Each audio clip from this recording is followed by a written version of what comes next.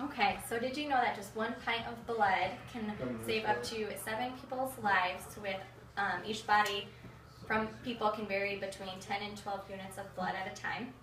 Nearly every 2 seconds someone is in need of your donation, and not only is it beneficial to those people but also to yourselves. There are a few ways that you can donate. So there's whole blood donation, which you can donate at between up to 56 days the soonest that you can do it, and which is the most common type of donation. Also there's platelet donation, which is used from the process called apheresis, which is when they separate parts of your blood, so your red blood cells, your platelets, the plasma. And it's also a vital process for cancer patients because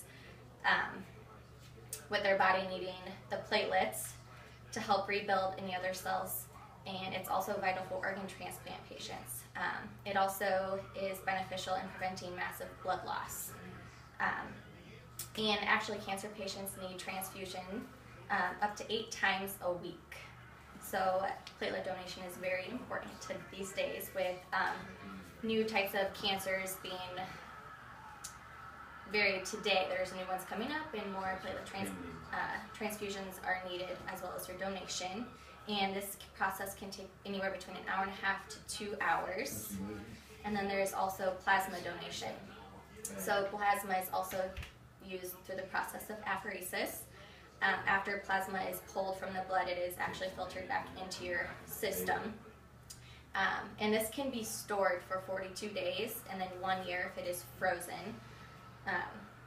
And it takes about 1.5 hours to donate.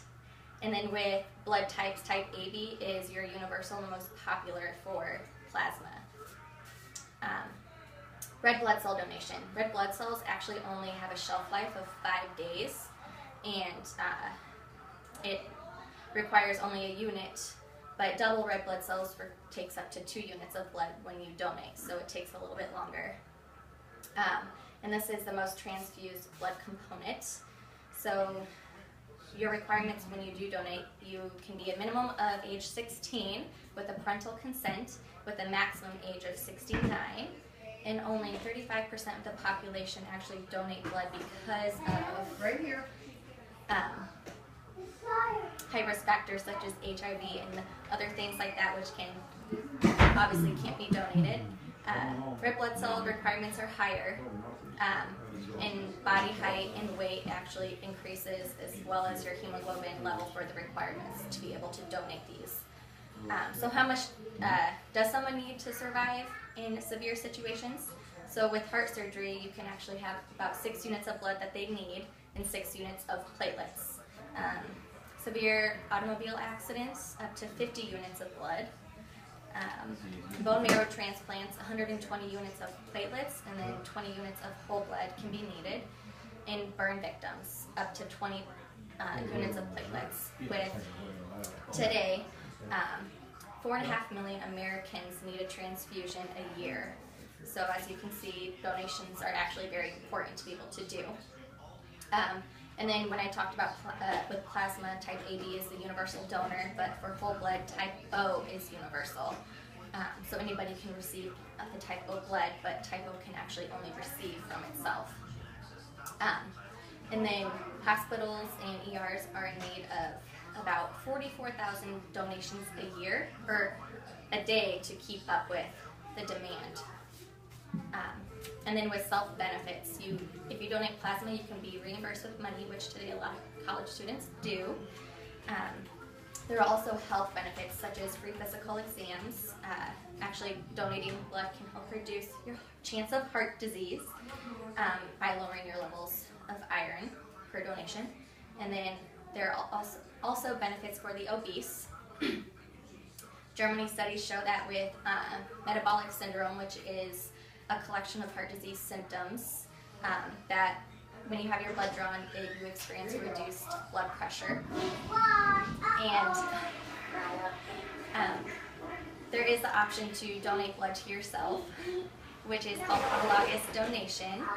So if you're having surgery, you have the option to donate blood and then actually receive it post-surgery to help reduce any complications you can have.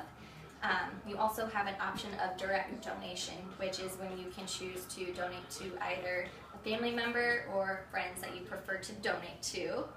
And then any extra blood, which if you can have any extra blood drawn, that can be given to others. Rather, with the autologous donation, which is to yourself, they discard the extra blood that you don't use.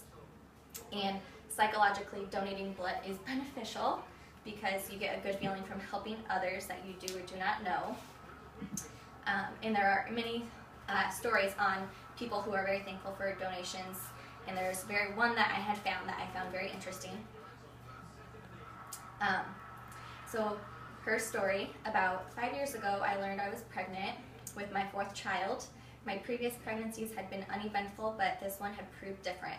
In my 2nd trimester, my doctor told me I had placenta previa. He soon put me on bed rest because of the dangers of hemorrhaging. In fact, placenta previa patients are at a high risk factor that some units of blood are stored and reserved for patients at the hospital before their delivery.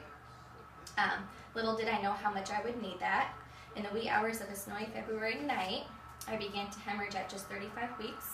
I was rushed for an emergency C-section, but after the delivery, while still in the operating room, I continued to bleed, eventually requiring a 2nd surgery and 8 units of blood, which the human body holds between 8 to 10, so hers was a very vital situation. Fortunately, my hospital's blood bank had enough available. That blood and the generous donors who gave it helped save my life. It was a gift not only to me, but also to my husband, our 3 boys, and the little girl that was born that night. So you have many options for donations. You got the plasma, whole blood, and platelets and red blood cells, and you have your own benefits as well. So if you have never thought about donating, you should start thinking. Your body has up to 12 units of blood, and you only need to donate 1. What is 1 to 2 hours of your time compared to someone's life?